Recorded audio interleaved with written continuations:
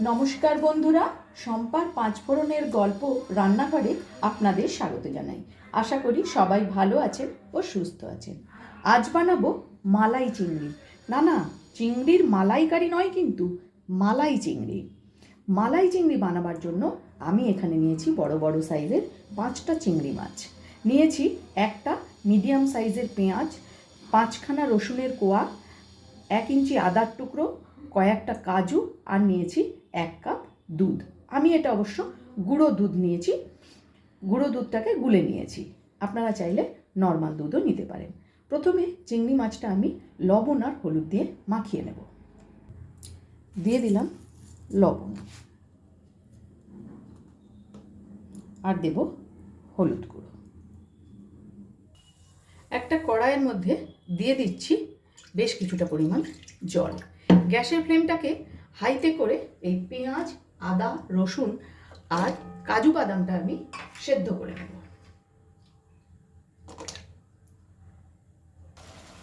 পেঁয়াজ, আদা, রসুন আর কাজু বাদাম সেদ্ধ হয়ে গেছে। এবার এটা আমি নামিয়ে ঠান্ডা করে পেস্ট করে নেব। কড়াইয়ের মধ্যে দিয়ে দিচ্ছি সাদা তেল। আমি কিন্তু রান্নাটা আজকে সাদা তেলেই করব। তেল গরম হয়ে গেছে। এবারে তেলের মধ্যে দিয়ে দেব লবণ আর হলুদ মাখানো চিংড়ি মাছগুলো।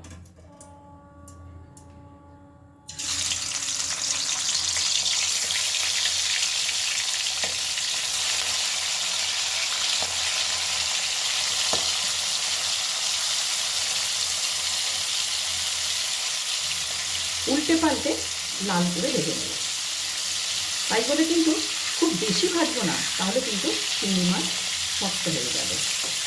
আমার রান্না যদি আপনাদের ভালো লেগে থাকে আর যদি এই ভিডিওটি আপনারা ফেসবুক থেকে দেখে থাকেন, তাহলে অনুরোধ করব চ্যানেলটিকে, পেজটিকে ফলো করে দেওয়ার জন্য। আর যদি ইউটিউব থেকে দেখে থাকেন, তাহলে অনুরোধ করব চ্যানেলটিকে সাবস্ক্রাইব করে পাশে থাকা বেল আইকনটি প্রেস করার জন্য, যাতে আমি কোনো রেসিপি দিলে আপনাদের কাছে নোটিফিকেশান পৌঁছে যায়। আর লাইক, কমেন্ট ও শেয়ার করে আমার পাশে থাকার জন্য অনুরোধ করব। চিংড়ি মাছগুলো ভাজা হয়ে গেছে, এবার এগুলোকে নামিয়ে নেব। চিংড়ি মাছ ভাজা এই তেলের মধ্যে দিয়ে দিলাম তেজপাতা আর দেব গোটা গরম মশলা, 2টো ছোটো এলাচ, 2টো লবঙ্গ, একটা দালচিনি স্টিক। ফোড়নটাকে সামান্য একটু নাড়াচাড়া করে নেব। এই সময় একদম লোতে রেখেছি। এবারে এর মধ্যে দিয়ে দিচ্ছি ওই আদা, পেঁয়াজ, রসুন আর কাজু বাদামের পেস্ট। গ্যাসের ফ্লেম কিন্তু একদমই লোতে রাখা আছে। মিক্সারের জার ধোয়া সামান্য একটু জলও এর মধ্যে দিয়ে দিচ্ছি।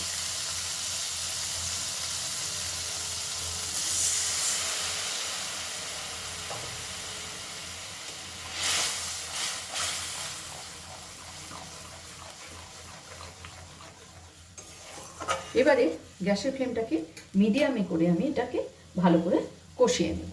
তার আগে আমি দিয়ে দেব এখানে পরিমাণ মতো লবণ আর দিয়ে দিচ্ছি 1 চামচ পরিমাণ চিনি। এখানে কিন্তু কোনো হলুদের ব্যবহার আমি করব না।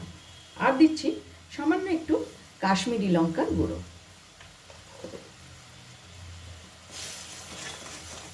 খুব ভালো করে নাড়াচাড়া করে কষাতে থাকবো।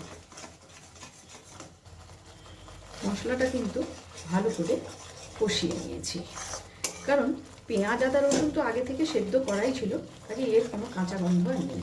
এখন আমি এর মধ্যে দিয়ে দেবো গুলে রাখা দুধ।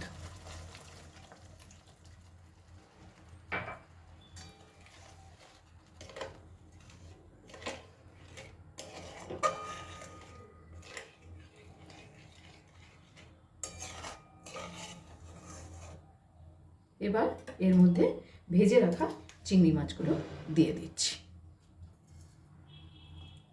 গ্যাসের ফ্লেমটা কিন্তু এ সময় একদম লোতে রেখেছি। দিয়ে দেব 2টো কাঁচা লঙ্কা।